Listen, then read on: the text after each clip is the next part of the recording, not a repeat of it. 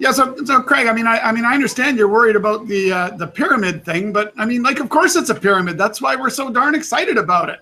I mean, you know, everything in the world's a pyramid. You know, the government only has one prime minister or one president. I mean, I'm not sure what you're so worried about. I mean, this is something we could get together, sell some cool products, use some cool products, and we could really make some money. So, man, I mean, I don't know if this is for you or not if you're worried about such things. But, well, anyways, you know what? Tell you what, why don't you give it a miss? And, you know, I'll get back to you in a few months, see if something's changed for you. Hey, Dennis, weren't you, weren't you supposed to be doing a conference call or something today? You told me that you had to get to, what time is it right now? Oh, shoot, you're right. Oh, man, this day in the life of the networker today. Oh, man, I gotta get out of my house coat, right? Okay, right, let's go. Hang on. All right. Hey, Craig, come on, man, you got to get in here. Day in the life of a networker. And actually, you know what? It's kind of funny because that's really, I mean, how long are you in your house coat typically in the morning? I mean, that's what this is all about. We're going to be talking about a day in the life of a real full-time making network marketing MLM as their business. What a day in the life really looks like. Well, I mean, the house coat thing, I can tell you how excited I was. I mean, I remember couple years back, my wife gave me a Christmas present, and it was obviously clothes, and I opened it up, and it was a bathrobe, and I went, nice, new work clothes. So, I mean, I spend most of my life in a bathrobe unless I have people coming over. So, but you know, a lot of people think now when you're successful in network marketing and you're making a lot of money, you're that guy on the stage, you're the guy wearing the fancy watch, driving the fancy car, that life is really simple, and you know, it's all puppy dogs. Going to the exotic locations and collecting coffee mugs and yada, yada, yada. Drinking vodka. Extra large bottles of vodka, or, you know, obscure Japanese scotches. I mean, day in the life of the networker, there's all kinds of things that appear to be perks and excitement and all of that once you work there. But I think we should probably start telling the truth about what it takes to get to be full-time and what it actually takes once you are full-time. Exactly. Now, I mean, let's use today as a perfect example then. So, you know, most people think, hey, you know, you slept in till noon, didn't you? Depends on what time zone you have calls to make in. There you go. You see, the one thing that people don't realize, the day in the life of a networker doesn't have a specific time, start time and a finish time. It's not a 9-to-5 job. Nope. Now, most people are doing a 9-to-5 job and then doing their networking outside of those hours and intermingling it into their day. When I built my $1 million team, I mean, it literally started at 9 o'clock in the morning, and that was only because it couldn't start earlier, because we would go from 9 o'clock in the morning, which already was noon on the East Coast, and then we'd follow it through all the way to our time zone, and then we'd actually flip over to Hawaii so that we could keep making calls. Once we got to Hawaii, we could then flip over into Australia and New Zealand and Japan, and we could literally go till 2 in the morning. So, and it was just, I mean, headset on, I mean, all day long, 3-way calls and playing phones into tape recorders, because, you know, the internet and distribution like we have now wasn't so possible. Well, and let's talk about that. Headphones on.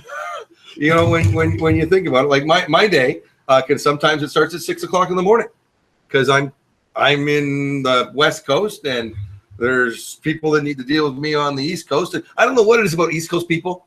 They just don't realize that there's other time zones. There's different time zones. No. Isn't that funny? Yeah, no. Full-time networker, it's so much easier to be on the East Coast than on the West Coast, because you know, when more people understand you. Yeah, it's like, well, I don't know why why do you sound like you just woke up, Greg? Because it's 6 o'clock in the morning. Right. Oh, I forgot. Yeah. It's 9 o'clock for me. And when they're an early riser, it's 8 o'clock in the morning for them. They start making calls. It's 5 o'clock in the morning our time. Then if you're dealing with different countries like Australia and Japan, just flips everything upside down. They don't even wake up till 4 in the afternoon our time. No, and you have to think about it this way: as a full-time networker, knowing that you're dealing with people that are working a full-time job, typically Monday to Friday, 9 to 5, you're dealing with them outside of those hours. Most of the time. So many of your 3-way calls are going to be evenings, many business presentations, many trainings, things are going to happen on weekends, evenings, Tuesday night, Thursday night, hotel presentation. And it's tough if you've never worked full-time from home. You got to set some rules. Day in the life of a full-time networker. And it's more than just setting rules for yourself. You have to set rules for your family, right? I mean, I had to get to I remember I was at home And it took a long time to get my wife to understand that when I was home, I was working, so therefore I was unavailable. So we figured out that we would say if I was in the office, which was the bedroom, and the door was closed, then that meant I was working. And there was times when I would literally open my office door and my daughter's nose was pinched from trying so hard to get it under the door, trying to get my attention. But I was on three-way calls doing work. So it's not easy to avoid the daughter, the wife, the dog, the son, the TV, maybe I should have another stack after my first snack because I'm feeling a little peckish, and every other procrastination technique known to man that you're going to put yourself through in order to avoid picking up that heavy phone, which is why I recommend a headset, because once it's on, you will quickly adjust to the weight. Yes. And let's talk about it that way. You know, we've got you talked about the door thing. I didn't even have the advantage of a door. I had a home office, but the door was a glass door. Oh yeah, nice. Right, so the kids could come and see me. Oh, no good. And then they'd wave, and they knew I had made the same rule. If the office door is closed, don't even think about it. Yeah. Okay, you may see me, but I'm not really here. And I had to do the same thing with my spouse. You know, same thing. Oh, you know yeah, what? It's time to take the garbage out. And family was even the hardest. Parents and that, because you don't really work for a living. That's right. So, I mean, I don't know if you ever heard that. So you could come over and help me with the computer. You're in one of them pyramid things, so you got free time. Yeah, you don't really work, Craig. You know, I mean, let's face it. You don't work. You work from home. That's not really work. And you know what? You could, if you don't really work from home and you treat it like like it's not a job and it's a play thing, and you don't actively do the things necessary to be a full-time networker, you will go broke really, really fast. You need to go get a job. You'll make exactly what you deserve to make. But in all seriousness, you do need to treat it like a job.